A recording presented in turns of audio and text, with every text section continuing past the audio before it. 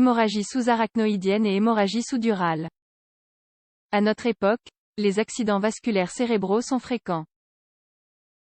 Certains sont liés à un style de vie peu sain, comme c'est le cas des anévrismes qui donnent lieu à une hémorragie sous-arachnoïdienne ou à une hémorragie sous-durale. D'autres sont liés à un simple traumatisme. Une hémorragie sous-arachnoïdienne et une hémorragie sous-durale sont des hémorragies qui se manifestent sous les méninges. Les méninges correspondent aux structures qui recouvrent le système nerveux central. L'encéphale et la moelle épinière sont protégés par le crâne et la colonne vertébrale. Mais ils peuvent aussi compter sur un autre système de protection, les méninges qui participent également au développement nerveux. Les méninges. Nous possédons 3 méninges. De l'extérieur vers l'intérieur on trouve la dure-mère, l'arachnoïde, l'apimère. La méninge située le plus à l'extérieur est aussi la plus épaisse et séparée de l'os par l'espace épidural. Dans le crâne, cet espace est virtuel, c'est-à-dire qu'il n'existe pas parce que la dure-mère est collée à l'os. Néanmoins, cet espace existe dans la moelle épinière et il est occupé par des veines et de la graisse. Sous la dure-mère, se trouve l'arachnoïde. Elles sont séparées par l'espace sous-dural. Cet espace est également virtuel, il existe seulement lorsqu'il y a une hémorragie. Le sang sépare ces 2 méninges. L'arachnoïde envoie vers l'apimère une série de prolongations qui parcourent l'espace sous-arachnoïdien. L'espace sous-arachnoïdien est occupé par le liquide rachidien qui se charge, entre autres, d'amortir les changements de pression liés à des coups ou à des mouvements brusques. Quant à l'apimère, elle se trouve étroitement collée au tissu nerveux, elle l'accompagne même dans ses sillons. Il est même possible qu'elle l'accompagne jusqu'à l'intérieur du tissu.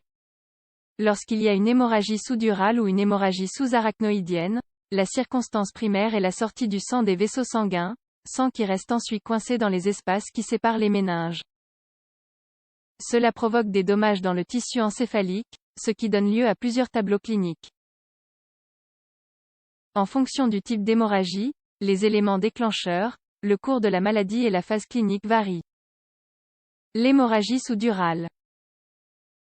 L'hémorragie sous-durale correspond à celle dont le sang se retrouve coincé dans l'espace virtuel entre la dure-mère et l'arachnoïde. Ce sang est généralement d'origine veineuse et sa présence est généralement liée à une cause traumatique. Il existe 3 types d'hématome sous-dural en fonction du temps qu'il met à apparaître, l'hématome sous-dural aigu, l'hématome sous-dural subaigu et l'hématome sous-dural chronique. L'hématome sous-dural aigu. L'hématome sous-dural aigu est celui qui se manifeste le plus rapidement. Généralement, il est lié à un traumatisme intense qui déchire les veines qui vont du cortex cérébral au méninge. Les personnes qui présentent cet hématome, généralement, tombent immédiatement dans le coma. De plus, il est probable qu'une partie concrète du cerveau cesse de fonctionner. Le patient peut être concerné par les cas de figure suivants. L'hémiparésie, terme qui désigne une impossibilité partielle de bouger, laquelle est liée à une lésion dans la zone qui dirige la motricité. La mydriase, terme qui désigne une augmentation anormale du diamètre pupillaire, laquelle est liée à une lésion dans la zone qui contrôle le muscle de l'iris. L'hématome sous-dural subaigu. Cet hématome évolue plus lentement et est généralement moins grave.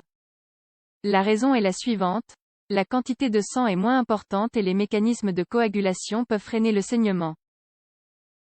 Tout comme pour l'hématome sous-dural aigu, la cause à l'origine de cet hématome est généralement de caractère traumatique. Généralement, le patient perd connaissance, puis retrouve ses esprits.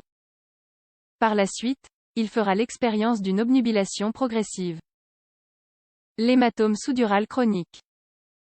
Cet hématome est la conséquence de multiples traumatismes légers qui se sont présentés au fil du temps. Ces traumatismes ont donné lieu à de petites extravasations de sang qui, n'étant pas réabsorbées, ont fini par former un hématome sous-dural à la dimension considérable. Cela concerne plus particulièrement les personnes âgées. Les céphalées ou maux de tête constituent un symptôme précoce de la présence de cet hématome. On constate aussi des altérations au niveau du comportement et de l'affectivité. La détérioration est progressive, le patient a tendance à avoir sommeil et ses pensées ralentissent, entre autres. L'hémorragie sous-arachnoïdienne. L'hémorragie sous-arachnoïdienne correspond à un noyau de sang qui se trouve entre l'arachnoïde et l'apimère. Le sang est généralement d'origine artérielle et différentes causes peuvent expliquer sa présence.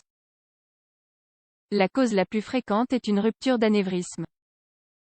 Les malformations vasculaires peuvent constituer une autre raison. Les anévrismes peuvent se manifester par des céphalées ou des crises épileptiques avant la rupture.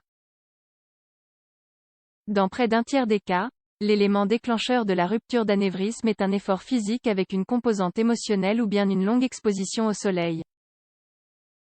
Une fois que la rupture a lieu, l'hémorragie sous-arachnoïdienne commence. Cela se produit plus fréquemment entre 40 et 60 ans. Le début est brusque. Les symptômes sont les suivants. Céphalée très intense, vomissement, photophobie, intolérance à la lumière à cause de la douleur ou d'un désagrément, obnubilation. Au bout d'environ 48 heures, le patient souffre d'une méningite à cause de l'irritation des méninges. Aux symptômes précédemment cités, s'ajoute donc celui d'une raideur au niveau de la nuque. Encore d'autres symptômes peuvent apparaître, tels qu'une paralysie des mouvements oculaires. Les hémorragies sous-arachnoïdiennes causent des séquelles chez près de 60% des patients qui en font l'expérience. De plus, 40% des survivants développent un type de dépendance.